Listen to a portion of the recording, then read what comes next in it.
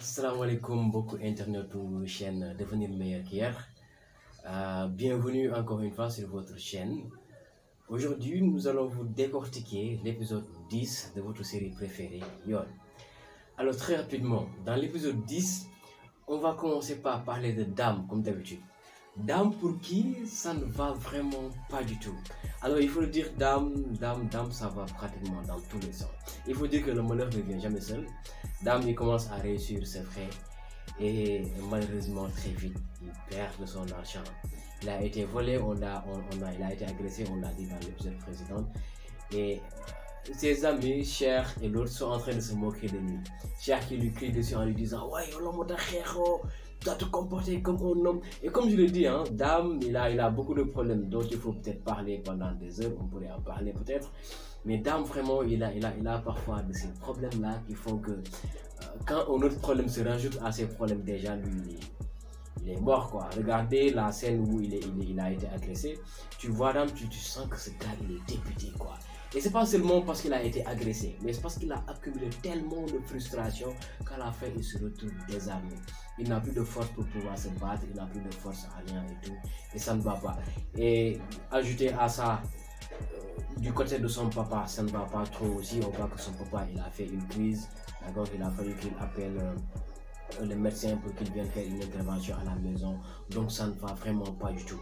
Et pour couronner le tout, sa copine Aïssatou, mais vraiment Aïssatou quoi, c'est-à-dire Aïssatou, je lui ai dit la dernière fois, Aïssatou, j'aime pas Aïssatou, tu sais qu'elle va regarder la vidéo, elle va regarder la vidéo, mais Aïssatou, il faut qu'elle comprenne qu'Aïssatou, nous beaucoup quoi.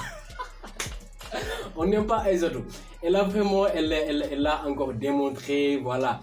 Elle se rend pas compte que Dame, il est en train de traverser des phases extraordinaires, c'est très difficile pour lui.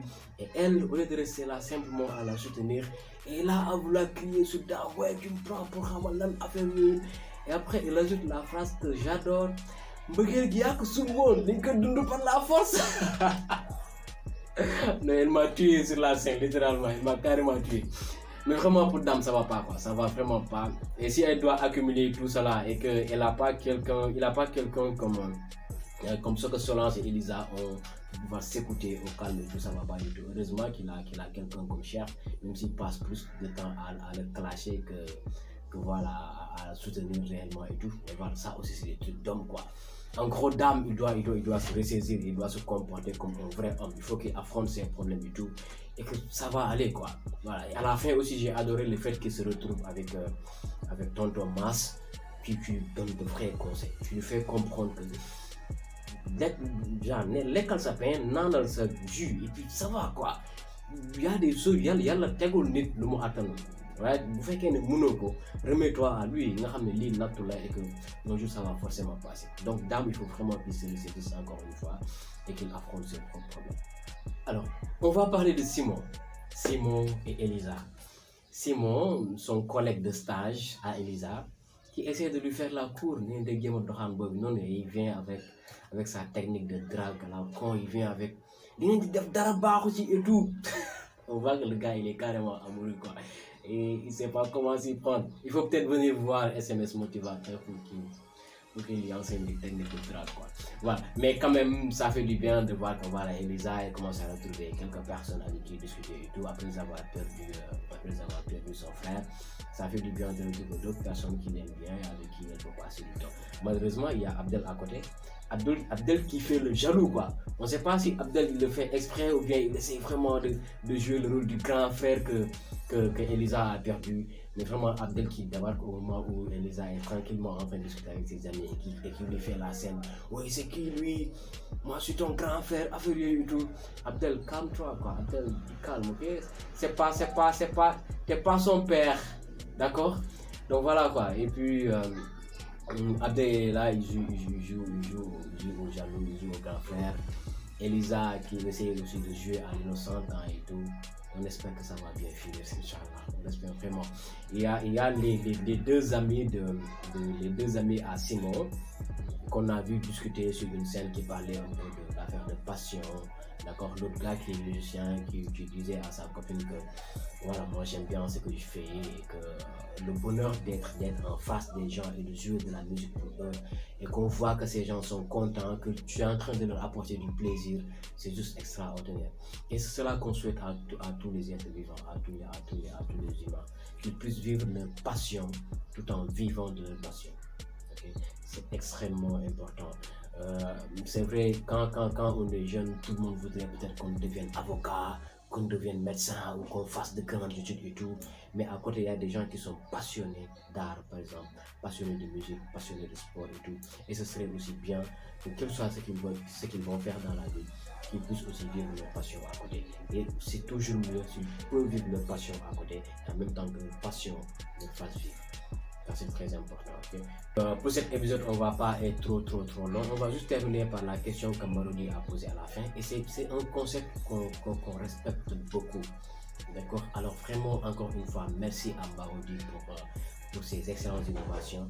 À la fin, ils ont posé la question de savoir qu'est-ce qu'on pense de l'option de Dame d'aller retourner se faire former afin de pouvoir faire avancer ses business. C'est une question très intéressante et moi en tant que formateur ça m'interpelle directement parce que je me dis que peut-être qu'on est au Sénégal et beaucoup de jeunes aujourd'hui ne prennent pas à sa juste valeur l'importance de se faire former quand on est dans une profession donnée ou dans un métier donné. Les gens ils pensent qu'après les études, il faut juste aller travailler. Et quand on travaille, on n'a plus besoin d'étudier, il suffit juste d'être dans le monde professionnel et de faire ce qu'on fait. C'est une erreur monumentale. C'est une erreur monumentale parce qu'aujourd'hui, on est au 21e siècle et la seule chose qui fait avancer le monde, c'est le fait que les gens apprennent de nouvelles choses, qu'ils innovent et qu'on fasse avancer les choses. En fait, j'ai l'habitude de dire que l'innovation, c'est le moteur de l'entrepreneuriat. Si on se contente de faire les choses telles qu'elles ont déjà été faites auparavant, on n'avance pas, on n'évolue pas. C'est pas pour rien qu'on est passé de iPhone à iPhone 12, iPhone je sais pas quoi et tout. C'est parce que quelque part, il y a de l'innovation à chaque fois qui fait que les choses avancent. Et cette innovation ne peut avoir lieu ou ne peut advenir que si et seulement si les gens se mettent à étudier, à apprendre de nouvelles choses et à avancer. Donc Dame, lui, il est déjà livreur, il a son petit métier à lui, mais s'il ne va pas se faire former auprès de d'autres personnes qui évoluent dans l'entrepreneuriat, qui ont évolué dans la création d'entreprise, ça va être très compliqué pour lui de pouvoir évoluer. Il va rester livreur, certes, il va continuer à gagner modestement sa vie, mais il ne va certainement pas aller très loin s'il ne continue pas de se former. C'est difficile à dire, mais c'est ça la vérité. Aujourd'hui, il faut constamment se former. On ne dit pas qu'il faut retourner à l'école ou retourner à l'université pour aller suivre les cours sur une table, d'accord? Mais il y a toujours des moyens de se faire former. Et l'option que plutôt Dame a fait, c'est d'aller voir des spécialistes, une association qui est spécialisée dans le domaine de l'accompagnement des jeunes dans l'entrepreneuriat pour se faire accompagner. Et ça, c'est la meilleure des choses qu'un jeune peut faire. Vous êtes dans tel domaine, allez voir d'autres personnes qui sont spécialistes dans ce domaine et faites-vous accompagner. Right? C'est comme en coaching, c'est comme dans n'importe quel autre domaine que vous prenez. Si vous vous entourez des bonnes personnes qui sont déjà à un niveau que vous voulez atteindre, c'est toujours ça vous fait avancer plus vite. Parce que seul, on peut aller très vite. Mais quand on est ensemble, quand on y va en groupe, quand on se fait accompagner par d'autres personnes, non seulement on va très loin, mais aussi ça nous permet parfois d'aller un peu plus vite que quand on est seul. Right? Et ça, l'importance un peu d'aller se faire former. Donc, Dame, il est sur la bonne voie, même si, comme j'ai toujours, je l'ai dit au début, Dame, il doit se ressaisir. Il doit se comporter en homme. Dame, sois un mec, ok, ressaisis-toi, brouillez-nous ces problèmes, affronte le monde tel qu'il devient et garde ta sérénité, Inch'Allah, et ça va aller. C'était tout pour cet épisode 10 d'aujourd'hui. On vous reprend très bientôt pour l'épisode 11, Inch'Allah. Merci beaucoup.